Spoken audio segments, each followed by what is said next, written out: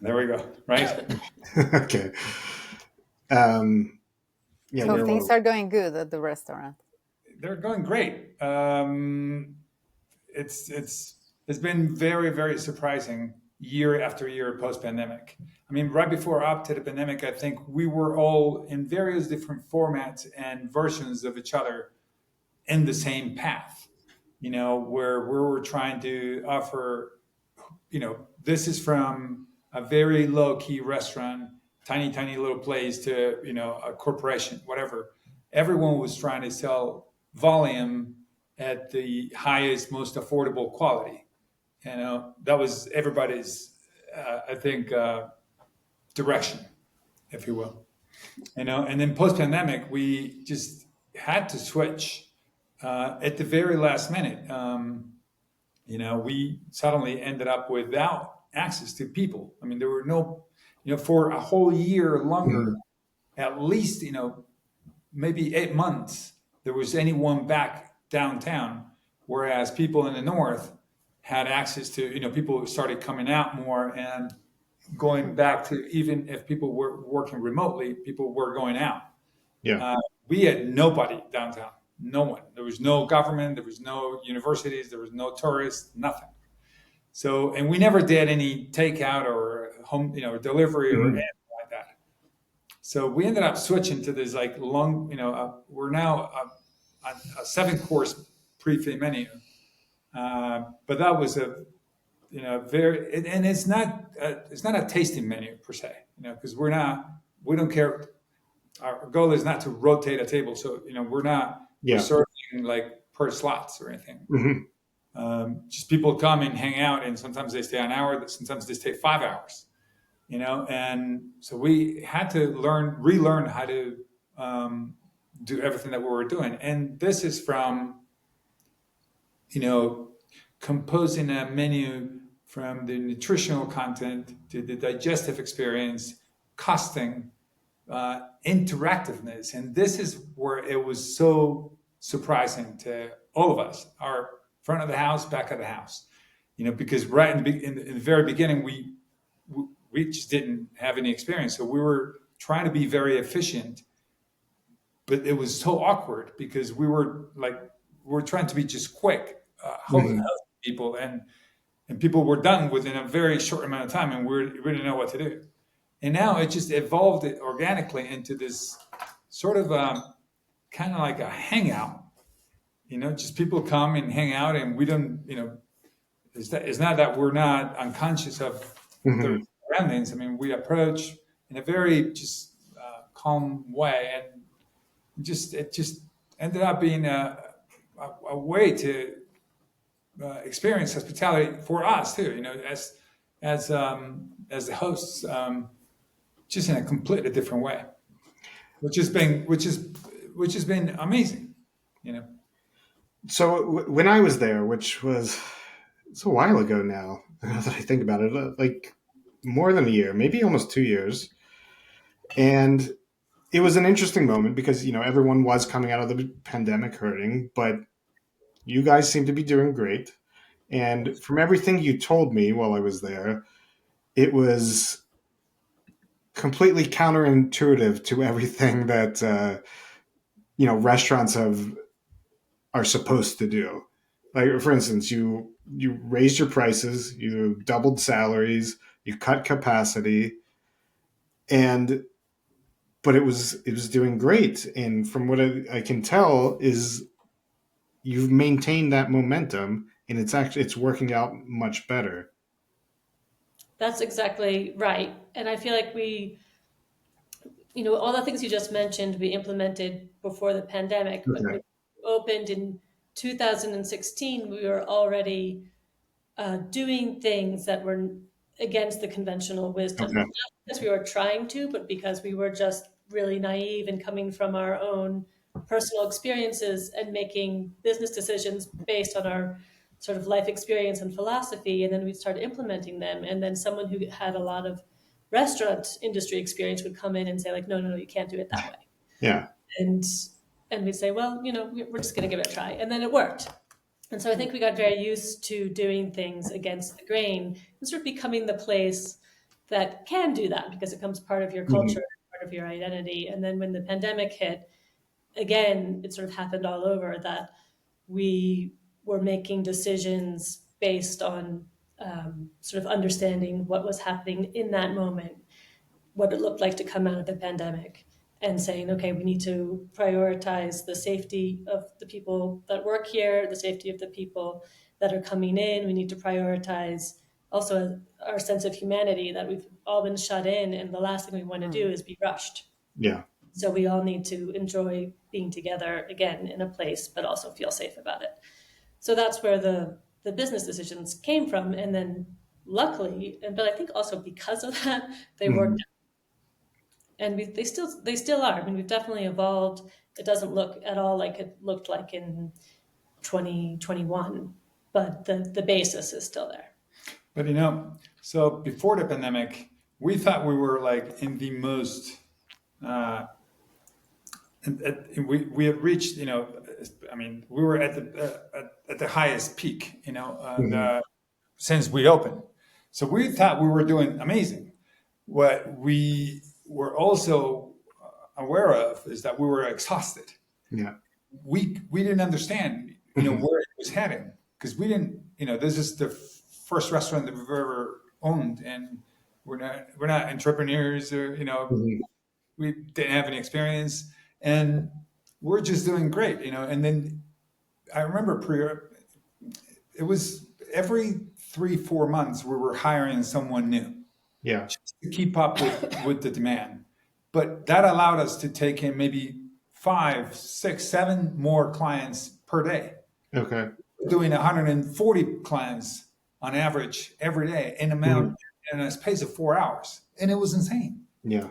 It was absolutely insane, And so when we came back, when we decided to expand the menu, and we just did our costing naturally, how we used to do pre-pandemic, and then suddenly it went up 122%. And that shocked us, and we thought, wow, how's this going to work? Yeah. But it was the only option that we had, because we didn't have access to people. And somehow it worked, but it was very slow, maybe 6 months post-pandemic. Right. But by the end of the year, we only had 8 people out of the whole team came back. And we were already, getting doing probably 60 people on average. It was only 3 people in the kitchen. And we were already just as exhausted as we were pre-pandemic. So when we went to vacation that first year post-pandemic, these guys were making twice as much as the highest peak in pre-pandemic, whereas anywhere else, and because everybody else had to negotiate and reduce the base salaries just to survive, to be able to come back post-pandemic, and people were not even back at where they used to be, and suddenly these guys were making twice as much.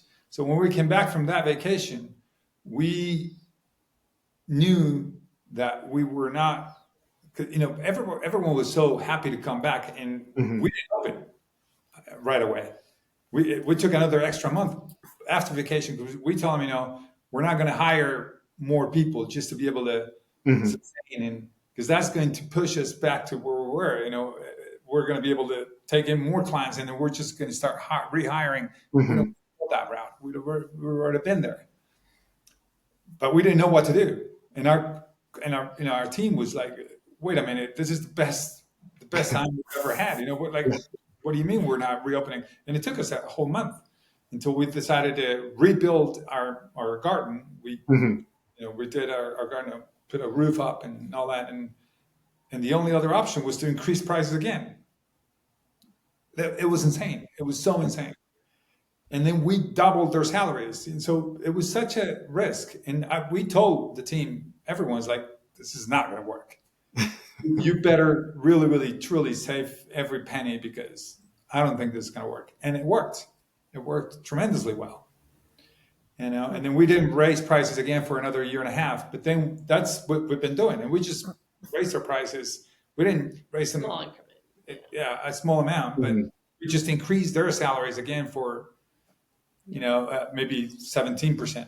So we've, post-pandemic, we've increased their salaries to 150%. Yeah. It's insane. So they're How happy. many people do you have now? About a dozen. Yeah. And we do about 37 people average now. So since we came back from the pandemic, mind you, we used to be fit, even when we came back from the pandemic, we raised our prices 122%. But now at this point, 3 years later, we're twice as expensive. Just so, and we realize we are fully aware that we are incredibly expensive, but to me personally, I think this is a more sustainable approach to the future of hospitality. I don't think, for two reasons, I don't think we can go back to what we used to be pre-pandemic, which is try to sell the most affordable quality at the highest volume that you can do. Mm-hmm. I think that's clashing. I've seen it everywhere. I've seen that does not work. One of the immediate effects that has had rotation in personnel. You wouldn't believe how difficult and challenging it is for everybody here. They're rotating personnel, and so there's an expense to training and to find staff, and that reflects in the quality of the product. Right. Constantly. And it was people being away from work for a whole year, trying to survive, however it is that they whatever form. People are not coming back to working long hours, split shifts, and at not a great or fair wage is not sustainable. But that's been our experience, and it's it ended up being just we've been open now for 4 years post pandemic, and it's taught us us as hosts, a whole team, just how to approach hospitality in a completely different way. But we had to relearn it. Mm-hmm. There was not a manual. Now you come in, and it is a very personal experience. It's a very personal interaction. Everybody is different. You're going to go at your own pace, whatever that is. So people come in, and sometimes they take a phone call, and there's no worry. You can stop here, and then you can finish or if you want to finish a glass of wine, or just to, take a pause. It does not matter. You want to go and chat in the garden, and the people hang out, and they come back and continue. It's a very genuine exchange, which is very different every single day. It's kind of like a performance that is not scripted. Right. Yeah, So Megan. go ahead, Julie. Yeah, no, I because now that you're talking about that energy, that it doesn't have a rush pace, doesn't necessarily mean it's slow. But you were talking, Megan, about this calming, or the two of you. Now it feels calmer, but I think something that has defined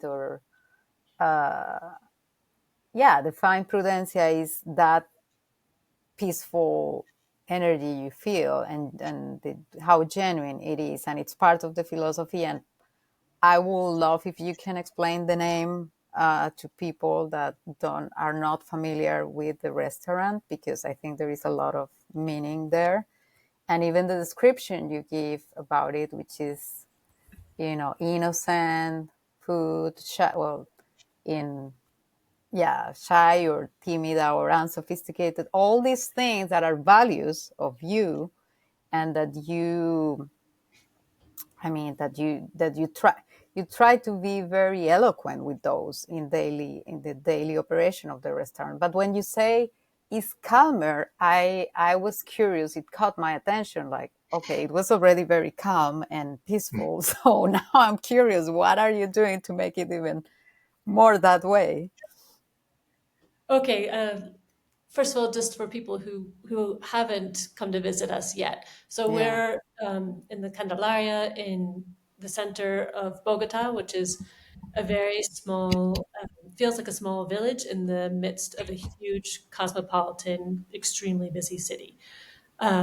We're right next to the head of government, the head of culture, into lots of universities. And then we also have the local people who've been living here for generations. And we have foreigners who've come to it because they've started to fall in love with the area. So that's the context we're in. And that's the context where Mario and I first met. We were both living in the neighborhood and kind of fell in love with the place as well as each other.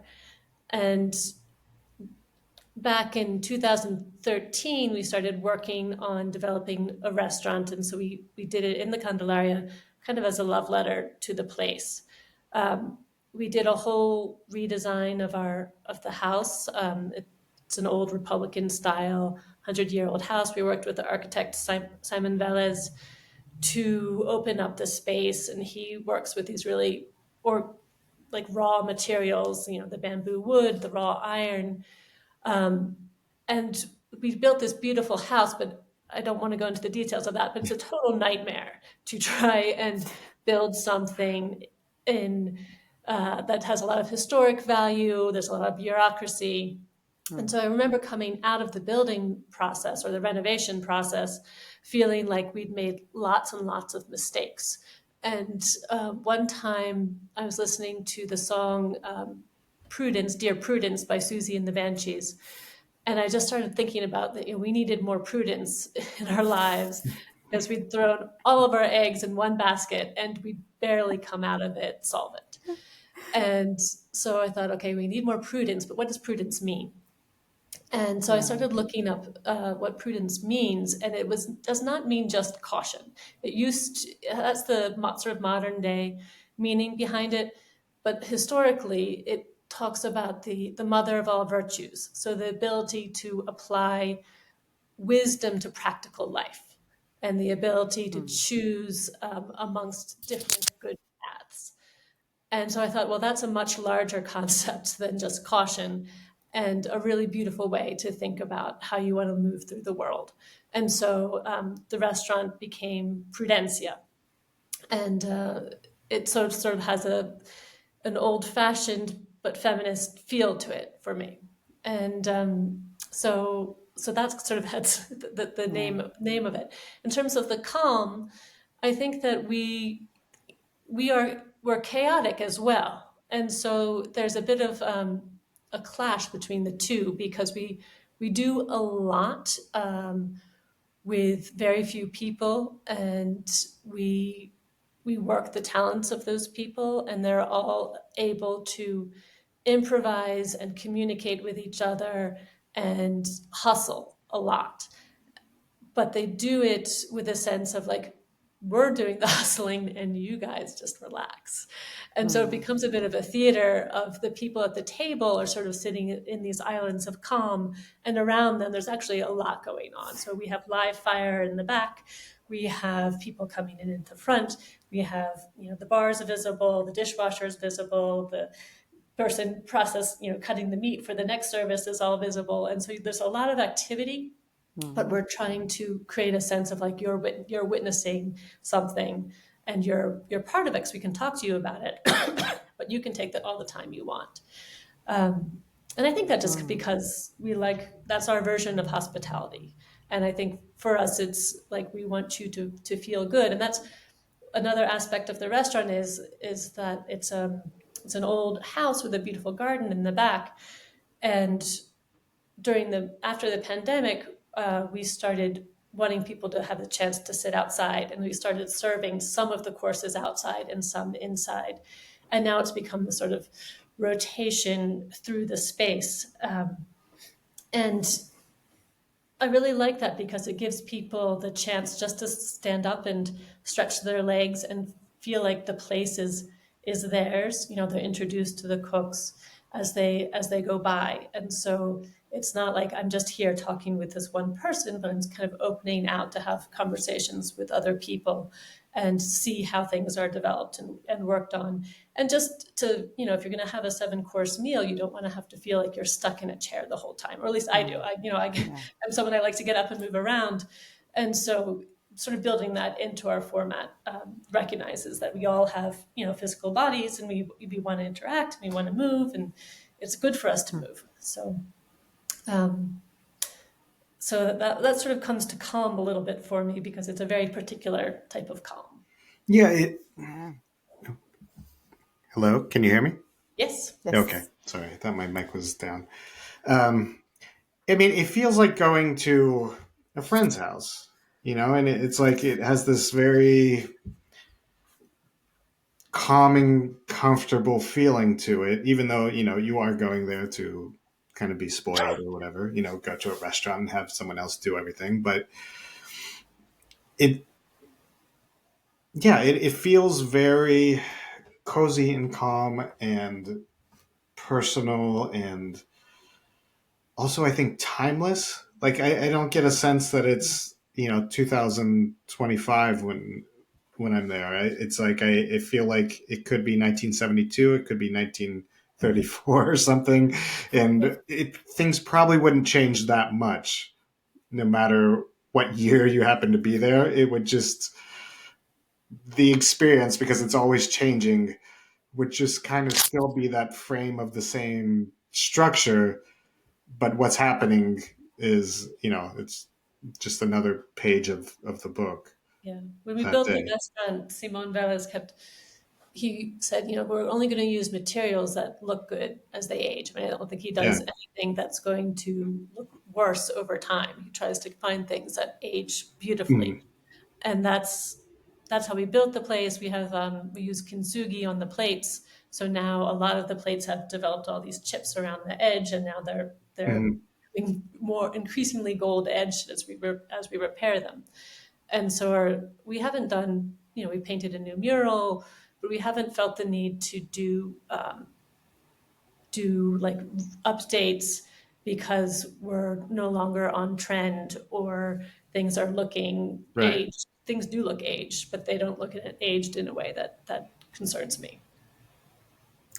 There is this other nice, interesting contradiction of what you were saying. It's a performance, but I think what many restaurants struggle with is because it's a performance, it feels so fake and tense. It's It- stressful to be in it's some scripted, restaurants. like it feels Yeah. scripted a lot of the time. It's Yeah, and like it's the stressful. waiters, Like, everyone has this like script to say when they get to the table, and and then you have to yeah. smile. I don't know. It feels so fake. Yeah. And you say it's a performance so that people feel this calm and bubble. It's a beautiful image of every, table having the bubble of calmness.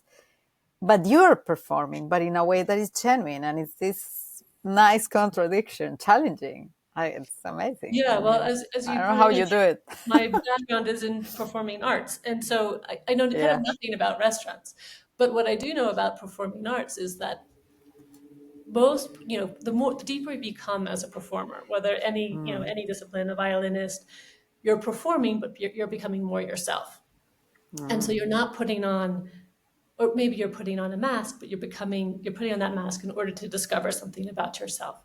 So it's not an imitation, it's a digging deep inside. And so Ah. that's sort of outside of the restaurant world, but I think both of us brought that. And so, yes, of course, we're performing. Every day is a performance, but we're trying to be more ourselves within that performance. And the way we work with our staff is we try to transmit that as well. And of course, that's imperfectly, but it also takes a lot of time for people to Mhm. be comfortable with themselves to Yeah. start, just having really honest conversations with the people that they're working with. Of course, not about everything, but sort of genuine conversations about what they're doing and what's interesting or not. And every waiter talks about the food in a different way, and I like that. Yeah. Rather Mm. than giving them a script, they're Yeah. genuinely talking and describing the aspects of the food that they Mhm. find interesting.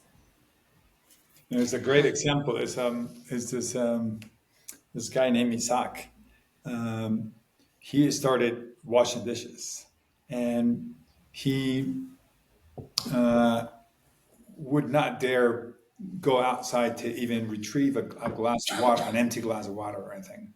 He was so shy, and he is an immigrant, so he was coming from Venezuela, and he was also going through in the beginning through a very personal experience of himself. So he was at that point he had not come out as a gay man, and it was just such a intense period of time for him. And then now he is we don't have like a floor captain, but Mhm. if he had one, that's who he would be right now. So he works the floor with the greatest personality. Most people that come and that do not know us, most people do not know us, but so most people that do not know us they always think that he owns the place. And it's just, he has the greatest smile, the grandest spirit. He's loud, he smiles, he's always almost as if it was dancing. He works Mhm. the cash register and he just goes and tends to people. He knows almost nothing about food. You know, so what he does, just to feel comfortable, is he learns the whole menu. And he just approaches people and he's just reading the menu to Mhm. themselves, as if and it's such an awkward but funny but genuine warm way to approach somebody. Yeah. And he hasn't learned a lot about wine working with us, but he has not forgotten a single face. So Wow. if people come in, he might not remember exactly, but he'll know if you've been there before. And he'll probably remember something about that conversation. Maybe he'll even remember your name. People come in, they give him hugs. I'm like, I don't remember who that is. Mhm. And he's perfectly clear. And so, I love that we can appreciate and, thrive. He thrives, we thrive off of that Yeah, talent. yeah, yeah. And also sort of not try to say like, oh, we only need the kind Right. of person who knows about Yeah, yeah, yeah. wines from Italy. Like there's another value that he's bringing here. Yeah, I mean, so many restaurants, they don't appreciate individuality of the staff. It's like everybody's supposed to be this robot, the same thing. But yeah, it's like that's so boring. It's so transactional. It just makes the whole encounter awkward sometimes. And I think that's And, true. and is it the capacity of being as owners of leaders of this experiment to be adaptable and open to be surprised and decide along the way, as with this guy, right? Like maybe you had something different in mind, but Yeah, okay, show us, and then we'll yeah. go from there. And that's And personally, also, something that it's happened to us only just in the last 2 years is that we've started to see because the team that we started with stayed with us for at least 6 years, Hmm. and we never had anyone left, until just a few people didn't come back from the pandemic. I mean, they stayed where their original places where they were from. But we've only started seeing people go, because I guess they've complied with the cycle in time, and they've just gone off to different right. things. And it's been a very surprising challenge to see that, refill certain gaps in spaces with just new faces. And it's kind of naive to say this, like in the beginning I said, we're not entrepreneurs, we're not restaurateurs that have great amount of experience. But that was also a very huge challenge for us personally, to just to even get to know someone else that was going to be with us. This is our 9th year in Prudencia, and we've only seen maybe four new employees in 9 years, out of the 14 that we had, and now 12. And so it's also made me appreciate how much of a family you become, but it's also uh, taught me that, there are cycles that in time that just comply, and, they end, and naturally. And it surprised us. It surprised me, to realize, wow, we could end up with a completely different, brand new restaurant again. And this happens everywhere else. I think maybe, or in most places, it happens periodically every year, almost every couple of years at most. You see just a completely whole new team, and so I can imagine myself if I was just an employee, if I'm just going from place to place to place, I'm not even going to grow enough within that place to represent, to take ownership, and just be myself. There is a Yeah. loss in there, and as an employee, and also as an owner, it's a challenge Yeah. for sure. Yeah. Yeah. Go ahead. No, no. Okay. Um, I wanted to ask about how the menu works exactly, because it's never the same, right? It's always changing. Like, I mean, how was the planning with that? So, Does that add additional stress by? of course. Yeah. Okay. So, before the pandemic, I'll be very succinct to this, but before the pandemic, we used to switch the menu every single Monday, every single Okay. Monday, and that was a challenge because we were only open Tuesday through Saturday, Saturday. right? Yeah. That's what we were open. Yeah. So every Tuesday we had a brand new menu.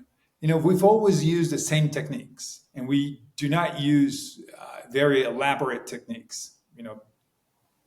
We have a very small ice cream machine, and besides that, a very old Vitamix. That's all we have. Everything else is wood fire cooking. So we use always the same technique. So you don't have to relearn the technique.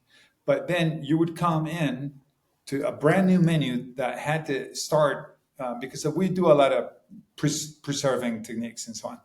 And so a lot of those plates or dishes had to start between maybe Friday and Saturday, and then come back and finish them on Tuesday. And you would have a brand new dish every single station, right? And then and Tuesdays were insanely intense because you had to figure out how you were going to compose this new dish and so on, cook it, times, call out, and everything. So then on Wednesday, you were kind of comfortable. Thursday was your most comfortable day because Friday and Saturday and Sunday, you had to, Friday and Saturday, you had to start planning for the next week. That was insane. We made more than 4,000 different preparations that we never repeated for, even the best ones that we ever did for 4 years or almost 5 years. Post-pandemic, we extended our menu. Now it used to be 8 courses, now it's 7 courses. And we now switch about 5 to 6 weeks. So we now are more comfortable in the planning and everything. We're subject to working with 2 or 3 farms, so we know ahead of time what we're going to be ordered, what's going to be on the crops, right? Although we have to be flexible in case the crops change. Exactly, exactly. So, like for instance, today we were short of some stuff, and some different stuff came in, and so that helps us plan for a certain part of the menu. There's a nutritional component and there's a digestive component, that we have to understand, where starches have to go, where, sourness has to go. We never use more than 5% of refined sugar. So we have to make our own, process. We have to process our own sugars, like inverted sugars or tremoline or glucose or anything like that, to use in desserts and so on.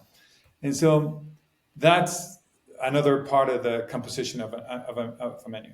But where the ideas come from is an interesting, because it could be conversation just Meghan and I could be having about, something that we read in the news. Like, for instance, you read about Ukraine, you read about, different cultures, events, and so on.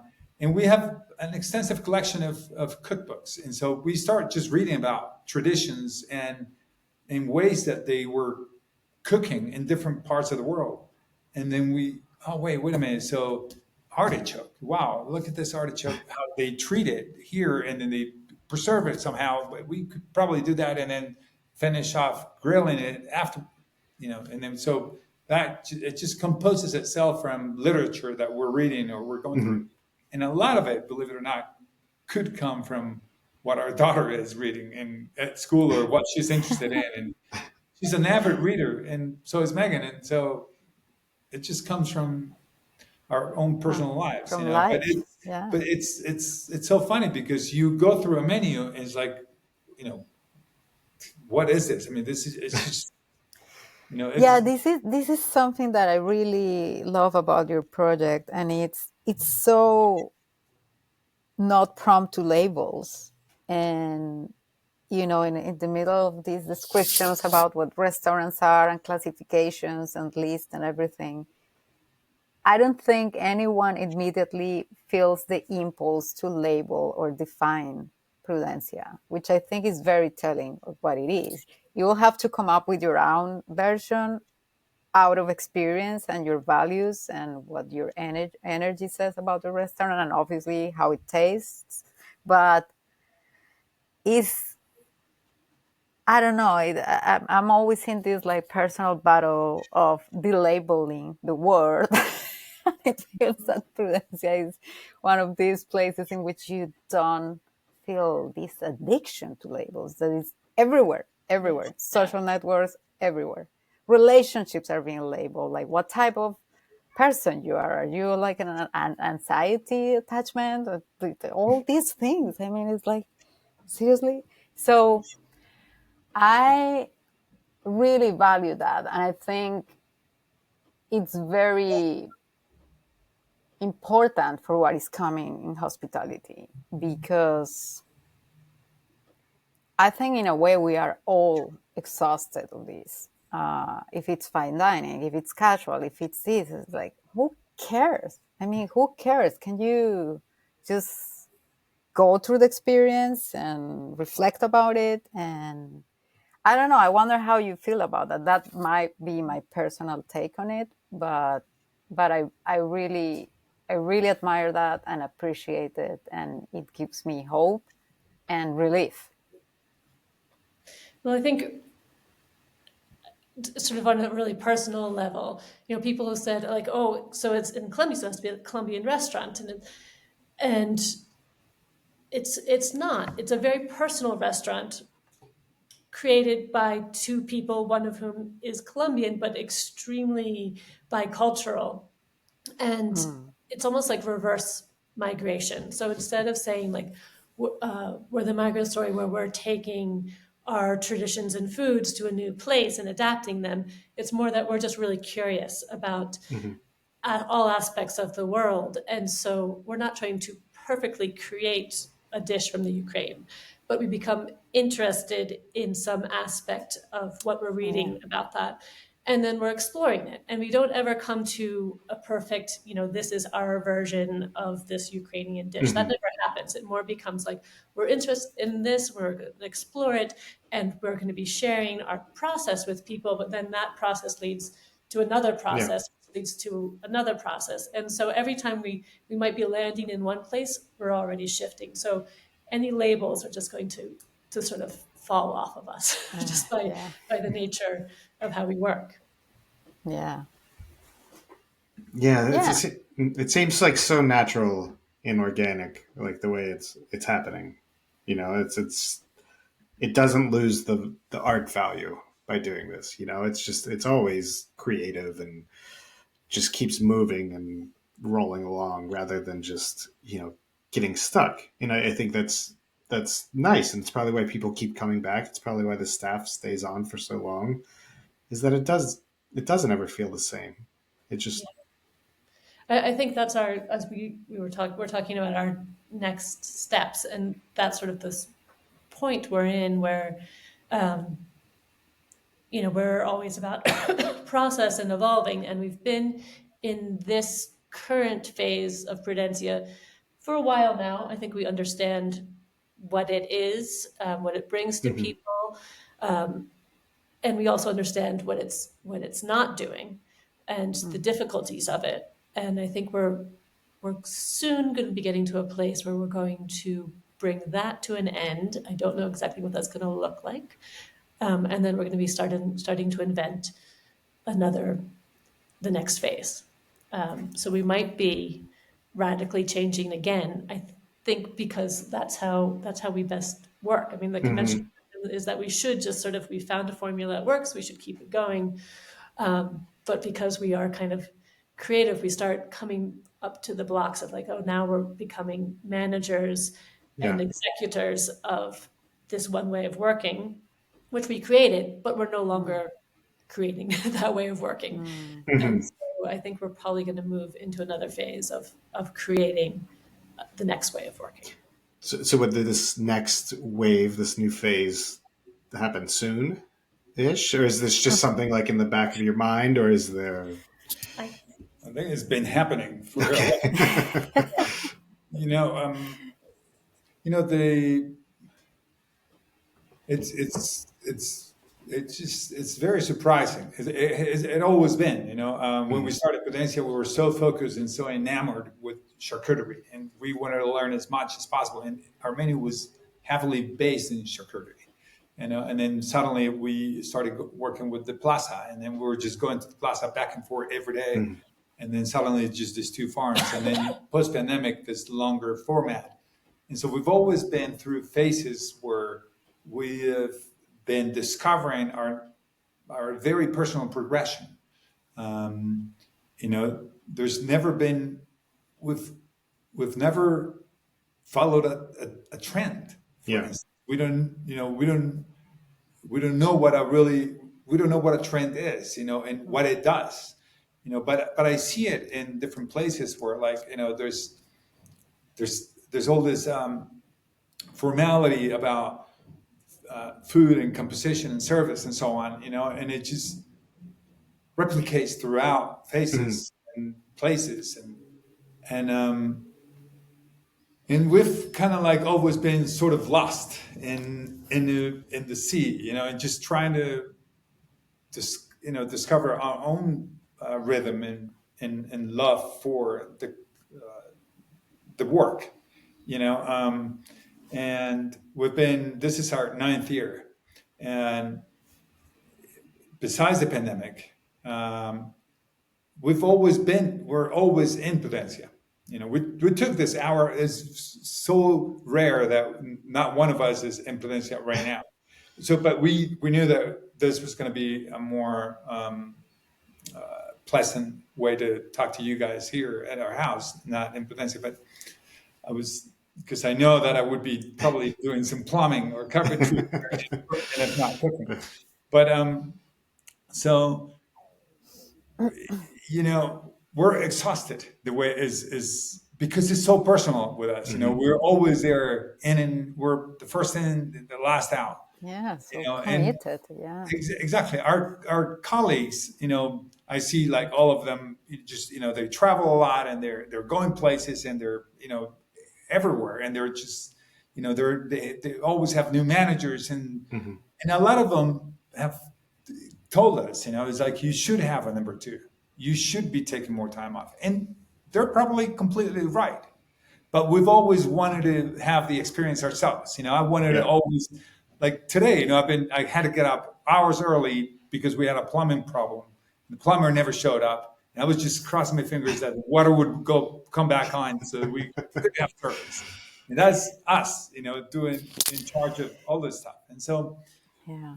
it's been exhausting, but it's also been incredibly successful. We've never been at a most lucrative way, at a most enriching way, at a most inspiring way. Why would we change? But Mhm. it feels natural that we're reaching an end, to at least this phase of the whole equation. And what's going to be next? We really don't know. I think we're going to take a sabbatical. That's what we're going to do. We're going to take a year off, Mhm. and that could, we told our team at the end of last year that this was going to happen in June, and that kind of broke everybody's heart, Yeah. including ourselves. And we were resigned to do it. When we came back, we know that that's just 4 months away. And we're all very somber and kind of heartbroken. And so we might go until the end of the year. We've Okay. not finalized negotiating this with the team. But it could happen in June, or it could happen in December. Now, Oh, so 2025 anyway. exactly. But it would probably at most it will be in December. So we'll probably have just the whole year. And what this means is Megan and I have been working for a while now, and what our personal timelines would be having a sabbatical. And I would just love to go and revisit a lot of the filing and then archiving that I've been doing for all these years and just try to redo everything, not everything, but just try to reinterpret everything from a couple of different perspectives that I think will be very relevant in the future of hospitality. One is nutrition. I think from now on, it's got to be. I mean, it has to be. You and then we have been cooking more and more healthily for the last years. There's been a great focus, but I think we could even improve in that amount. Now, which is addressing the climate crisis through that. Absolutely. Through that question. Yeah. Absolutely. And then so I've been working on producing this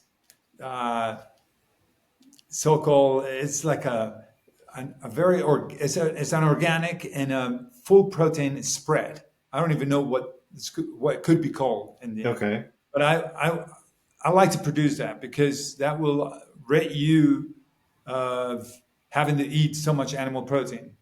It will be, and it's I think it's a great deal. But wait. So what's in it? I'm just curious. So it's the basic. It could be grain or legume, Okay. right? And it becomes a spread. So you modify the starch, and you can integrate full protein. So it could be amaranth, quinoa, Okay. or it could be also it could have animal protein. It could Okay. fish Yeah. better, is more sustainable. But it would be the healthiest way to eat anything is if you steam or boil anything, right? That's the highest nutritional content to eat a vegetable or an animal protein. But it's also the most boring and the most bland, right?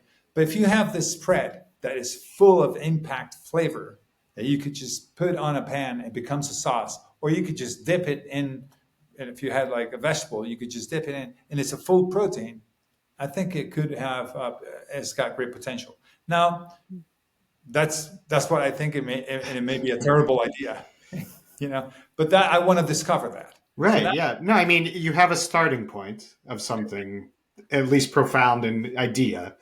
Maybe taste yet it needs work, maybe presentation, but you have a point, and at least from everything you've been telling me for the last 50 minutes, that you're going to explore. There's going to be a lot of different angles that's coming at this thing, Absolutely. and something good will probably come out of it. And you were saying for the future of hospitality, nutrition, a key thing. So, and then another thing is that I want to go back. One thing that has happened to us, and me personally in the kitchen, is we became, we've managed our team ourselves. We do most of the work. We do have a couple of accountants, but we do everything else ourselves. And so I've stepped away from the kitchen for most of the time. I'm still the one that composes the menu and everything, but I'm no longer cooking at all times. And I miss that. And we've gotten also to a point where, we could, this is another personal stage in our lives, but we could retire. We're not going to retire because we would go insane if we did. But we are there. And so we are also at a place where I could interpret having a place where I could still go back to the kitchen and cook. And just, but I don't think we could. I don't think we're going to do a restaurant that does 40 people every day, right? 8 courses. So I think I've always been interested in the way that different Asian cultures do communal kitchens. This is back post World War II. That was the beginning of omakase or irori or all these different traditions. So they all sit around in a communal kitchen and they just cook and share.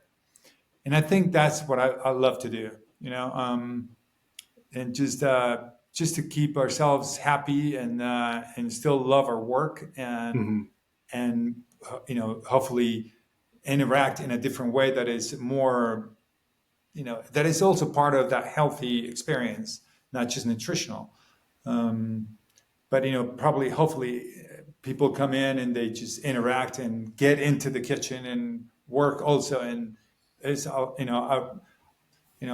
around a table that I'm kind of like deciding, and kind of designing myself. Just there will be different woodlight fires that with different tools that just that's just all up in the sphere at the time. So that will be part of the research also that we would do during the sabbatical.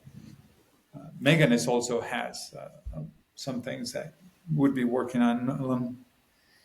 Yeah, so my background is in performing arts prior to having a restaurant, and then a restaurant sort of was like a tidal wave, and became a different kind of performance and a different kind of creative outlet. And I've been I write notes about what's sort of going on for myself as I go along. I want to look back at that and see if I can pull out some memoir aspects of it and sort of write down more formally some of the things we've been talking about. And it's kind of it's about like finding a way to not just do something but also be able to express it well. Right. And hopefully I'll pull in some good cooking technique and recipe as well and sort of integrate it all together. Sounds super cool. Yeah, I hope so. I feel it's very hard to talk about it when you start doing something ambitious. Yeah. I know. I know. Like until you have to actually like sell like a proposal or something, or like talk to somebody else about it. It's like it always sounds so great in your brain, but then you like try to explain it in 2 sentences to someone that doesn't that isn't there it's impossible. I'd like to be able to be concrete about it, and it's talking about something that's going to happen a year from now. Right. Feels funny, but that's what will happen. Yeah, there are so many questions about the future of hospitality, all these crises, the pandemic, workers, migration. And I don't know, it makes me think that after the pandemic, the question was like, whoever doesn't know their numbers well and they don't know how to manage a restaurant, they are it's not going to work. And I guess there is some truth to that, but it makes me wonder what schools of hospitality should be doing in terms of promoting a better balance in the customer and the owners in terms of, it has to feel professional. There is some planning involved, but at the same time, this capacity of, I don't know, just accepting the unknown and just navigating the chaos, and we'll decide and we'll train customers to be prepared for a closure or a different stage. Or this is how life is. And we are pretending everything had to be, I don't know, just anticipated. And I think that's part of what makes places so sterile and not genuine, including hotels and. So, it's like a more humane hospitality. It's the same question about technology and everything that's going on in the world. It's like restaurants have always had a really special place in society because it's this third place. They are supposed to be exactly.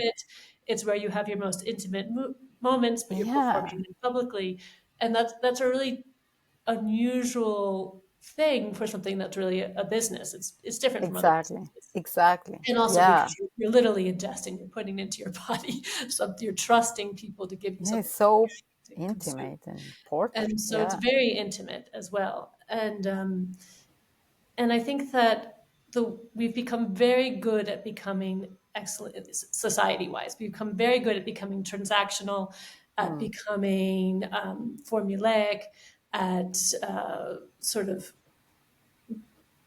thinking about everything in terms of its commercial value. Instagram helps people commercialize their family life. We're very good at doing that right now, and I think that we need to maybe take a step back from that. And of course, you still have to, I'm the artist's side, although Mario is as well, but he's better about always understanding that the numbers do have to work. But you have to have a bit of the balance, because Yeah, you that can't, balance. you can't sustain something if the numbers aren't going to work, but you also are going to lose a lot if you Yeah. only are thinking about the numbers. Yeah, you can't sustain the numbers if you're only thinking of them, Right. Yeah. like Yeah, it just exactly. becomes, yeah. Yeah. Yeah. Ah, God. Julie, you mentioned migration and immigration, I think there. And I think we all have this US / Latin America connection. We've all lived in both places. And, just in the last week, there's been all this, sudden talk, all this disruption with in the U.S. of deportations, and there's bickering between Colombia's president and Donald Trump, and all of these things, and it's like what the fuck is gonna happen? Like, because I mean, it's gonna cause chaos on both sides. I think the more intense this gets, and I think it's gonna keep getting more intense over the next year until something gives. But what's gonna give? Yeah, I mean, I think that we're all in shock still. And the question for myself is a bit like, well, how do you move on from shock? And I see that Yeah, that tactic is being used. We're all yeah, being shocked into a little bit of inaction. And so um, I was talking to a group of friends about sort of I don't know what any the solution to any of these problems are, but the only way forward would be, getting together in community and mhm. figuring it out together. And that seems like a really basic thing, but that's sort of what I'm left with. Like, I'm so overwhelmed, and so all I can do is say, like, we just have to keep together and Yeah, keep moving forward, and trying to have those conversations, because things are so splintered apart, and the long term, you sort of have to find a way to come back together, knit things back together again. yeah, yeah. But my only comfort is that politicians do die eventually. It's like they don't live forever, no matter. So, Yeah. so whatever their stupid ideas are, they fade, with them. And the other hope is there's all kinds of resilience. So we Yeah, were talking about immigration, and we were sharing that we had an employee who moved to the U.S., and probably, I don't know his exact situation at the moment now. I'm sure it's very precarious, and so maybe he'll come back. And that's that, to make those sorts of journeys and then come back. But also, people are incredibly resilient. So my Yeah. my hope is that we can start kind of trusting really well in that.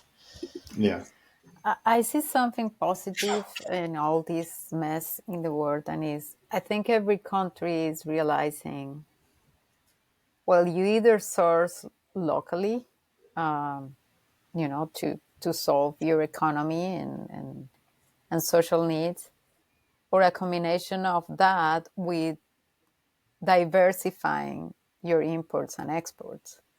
Uh, Venezuela came to this awful point in part because they were so dependent on oil, right, for their economy. I think countries like Colombia and probably some others in South America, they have a more diverse economic system in terms of products they import and export, but it has to be even more. Like, have a plan A, a plan B, a plan C, and diversify as much as you can. And I think this counts for restaurants too. So that combination of a strong network, sense of community, and just make your spectrum wider. I think it makes countries more resilient and less prone to panic if one outlet doesn't work. And as challenging and scary some administrations are, like the US now, I think it's an opportunity for every country to redefine their politics, their economic strategy. And I don't know, maybe And for the try to be people, positive here. yeah, and for the people to redefine what they want from their leaders. Yeah, Because I mean, yeah, what do you I, want from And I yeah, think that, we're all our so the last day on earth? leaders come to power because of the use of fear. And yeah, so the more Yeah. we can become immune, and I think actually kind of optimistic about the world, because the fear is only powerful if you actually believe it. And yeah. if you sort of look at the world, it's like, oh, we're in terrible shape, but also things are kind of on the upswerve in Mhm. many ways. And so if you sort of keep that in mind a little bit, I think you're a little bit less immune to you're a little bit more immune to the sort of the sense of panic and fear that can overwhelm. Yeah, and again, it's balance. I think, again, as challenging as scary it is, the question that this administration is posing, what can we produce locally? I think it's a valid question. And some other Absolutely. countries should be So asking this. Why do production, we need to import? Is this crazy traffic? It went out of control. It's too much flow of everything. I think local So production has to be revised everywhere. I mean, this is not just, everywhere. you know, we can't depend on countries that are producers. Yeah, just It's difficult. we can't live, base entire economies around extraction everywhere all the time. It's like things are running out. It's not working. Nobody's nobody's benefiting really.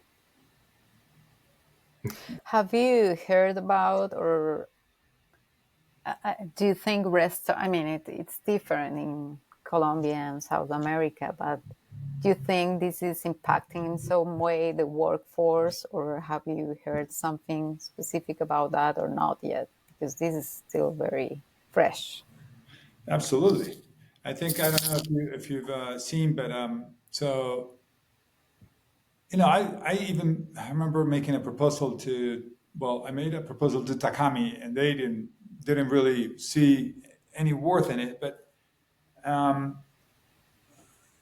But Harishason, they created this sort of like school that is replacing their old school that they had in the previous government. They had Verde, what is it called? Corazon Verde Corazon Verde, right? is a And they're not foundation. leading As Corazon a Verde anymore. foundation. Yeah. So they Okay. now have this training program, which is kind of like replacing Corazon Verde, and they're training staff to just be able to hit the workforce, without being a long term school or anything, culinary school. And I think, and if he has seen, they have. I think they have to improve the training program that they have, because it's very, very, very, very basic. But I think companies that are, they people have to come up with better training programs within their own companies, or Yeah. because the rotation, you wouldn't believe how difficult it is. I mean, we have, Training. there's this chat, every single restaurant that you can think of is, we're part of this chat, and it's just like every single day they're looking for, all sorts of people, Hmm. cooks, front of the house, captains, dishwasher, anything, waiters, anything, and just people come and go. It's becoming a challenge for sure. Mm. Yeah, and I think it's more sustainable, fair wages, better opportunities. Yeah, it's part of the solution. Yeah, I think you guys are very fortunate, and I don't think it's luck. I think it's it's through hard work that you've had staff that you can rely on for so many years. Absolutely. Yeah. It's been a blessing for sure. Yeah. Absolutely. No, it's so many restaurant owners I know that's just most of their life is just hiring staff. You know, and it's impossible to grow like that if you have to just keep replacing people and nobody wants to stay.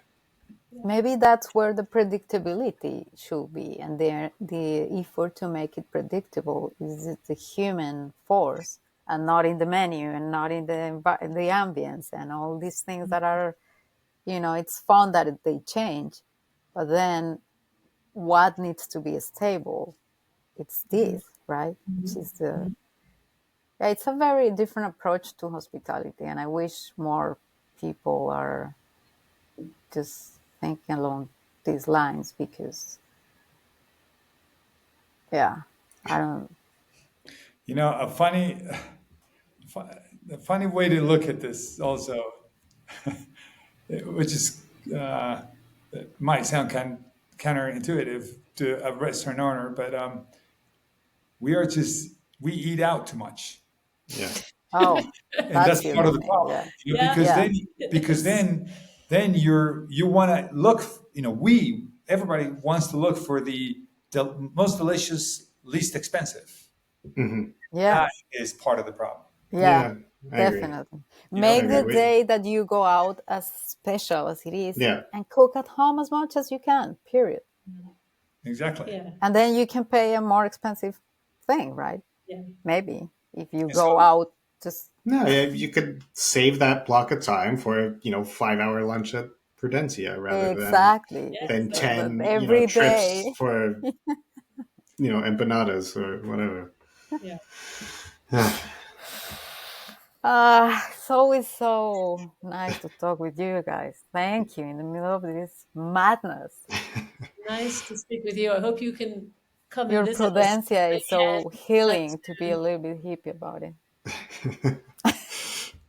Yeah. No, I agree. I think we need more we'll, places like we'll keep where, you posted when whatever it is that we're doing our research on. Please, yeah, if yeah. you close, where are you going to see you and find you? Yeah, we need to know that too. Okay. Yeah, I'm sure it'll be great.